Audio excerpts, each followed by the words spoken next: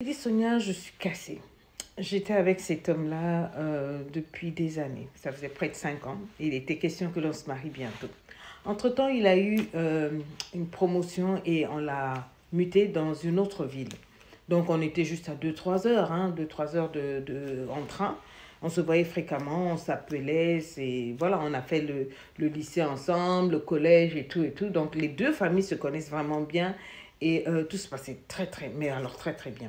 Donc, quand il est parti, rien n'avait changé dans ses appels, dans tout et tout. Et puis, en plus, on s'approchait de la date du mariage. Donc, il était très, très investi financièrement. Et tout allait bien jusqu'à ce qu'une de mes amies m'écrive et dit, mais c'est quand même bizarre. Parce que vous savez, à force d'années ensemble, tous nos amis se connaissent, toute la ville, on nous connaît et tout et tout. Elle me dit, ah, mais on voit ton gars avec quelqu'un ici, dans cette ville-là. Je dis, ah bon? Et puis, elle m'a envoyé des preuves, des petites images où on les voyait par-ci, par-là. J'ai dit, OK. Pour la petite histoire, il faudrait que vous sachiez que nous sommes chrétiens. Nos parents sont chrétiens et nous croyons à la pureté, à ne pas tomber dans la fornication avant, à ne pas coucher avant le mariage. Donc, il était censé être vierge et moi aussi. Et donc, c'est comme ça qu'on se protégeait. On s'était fait un deal que on partagerait notre première nuit, notre première émotions, notre premier knocking together, ensemble. Et donc, j'étais un peu perplexe. Je me demandais, est-ce que c'est juste un flirt, une copine et tout. Par mesure de prévention, je me suis dit, je n'allais pas lui en parler au téléphone. J'allais attendre qu'il vienne. Et puis, j'allais le faire asseoir. On allait on allait se parler face à face. Et c'est ce qui fut fait quand il est arrivé. Je l'ai fait asseoir, je lui ai dit. Il n'a pas nié. Il m'a dit qu'en fait, il m'aime, mais il apprécie que vraiment il a des besoins. Il se rend compte que par rapport à l'engagement envers Dieu et envers moi, il avait ces pulsions-là et que pour lui, il fallait une dame pour en prendre soin. Donc, c'est celle-là qu'il a trouvée, mais que ça ne change absolument bien à la relation. Ça ne change absolument rien à notre relation et tout et tout. Je lui dis, mais c'est pas possible. Comment tu peux même penser que c'est OK pour toi? En tout cas, sur le champ, j'ai annulé les fiançailles, j'ai enlevé ma bague, je lui ai donné, et puis je suis rentrée à la maison. 2 jours après, sa famille m'a appelé parce que il leur a dit qu'on avait eu une fight, juste un petit problème, et puis donc ils m'ont appelé à venir parce que sa famille m'adore. Surtout sa grand-mère avec qui je vais jouer fréquemment par semaine, on joue au ludo, la dame et tout. J'aime beaucoup cette grand-mère-là, elle est vraiment chou. Et donc, elle était là, et quand je suis arrivée, non, j'ai expliqué tout ce qui se passait. Bien sûr, après avoir expliqué à ma famille, j'avais fait le point à ma famille a été désolée de ce qui a été passé, puis bon, ils ont décidé de respecter ma décision. Et quand j'ai tout expliqué à sa famille, alors la grand-mère est partie en freestyle. Ce que vous ne savez pas, c'est que c'est une famille ultra riche, et la grand-mère est, comme on appelle, la matriarche. C'est elle qui gère le pognon, le djong-djong. Donc, c'était elle qui avait commencé le business et qui avait transmis à ses enfants, qui devait transmettre à ses petits-enfants. Et donc, mon chéri, à la mort de sa grand-mère, devait hériter énormément d'argent et tout et tout.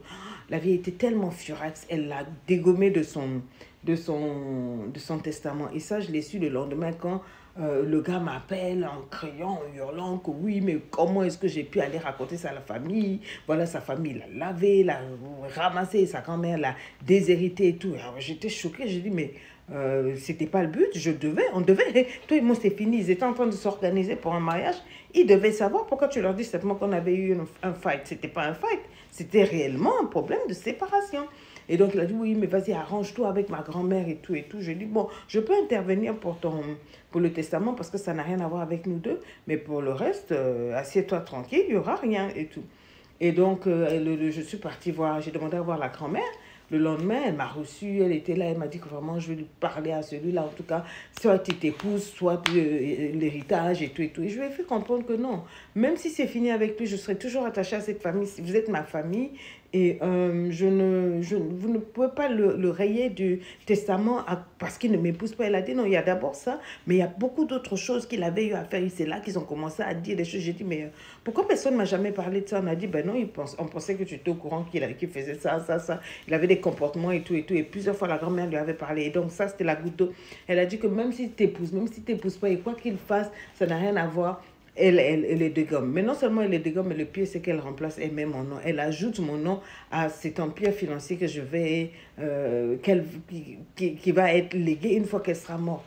Et j'étais touchée, je lui dis, mais ça n'a rien à voir. Elle a dit que c'était prévu comme ça, et tout, et tout. Elle m'adore, je suis sa petite fille, et tout, et tout. Et j'ai dit, en tout cas, ça ne va rien changer. Effectivement, ça n'a rien changé avec la famille, mais c'est là que mon homme m'appelle pour me dire que non, lui, voilà, il est prêt à me payer pour qu'on se marie. Comme ça, quand on va se marier, puisqu'il a beaucoup d'argent, il me paye, on fait un mariage blanc, genre, je fais ma vie ailleurs, il fait sa vie ailleurs. Comme il a beaucoup d'argent, c'est juste pour qu'on le remette le testament de sa grand-mère. Mais j'ai dit non.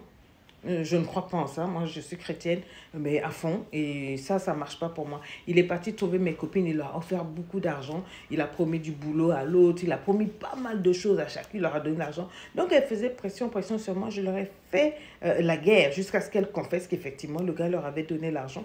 Je les ai toutes éjectées de mon amitié. J'ai dit, j'ai pas besoin de vous. Hein. Et donc, voilà. Et depuis, il pleure, il harcèle, il menace, il supplie. Il fait tout pour qu'on reprenne. J'ai dit, non, ça ne marche pas comme ça. Et depuis, ça se passe bien parce que je suis non seulement sur le testament de la famille, mais j'ai toujours mes accès à eux. Ça se passe excessivement bien. Et puis voilà, mon histoire. Boum.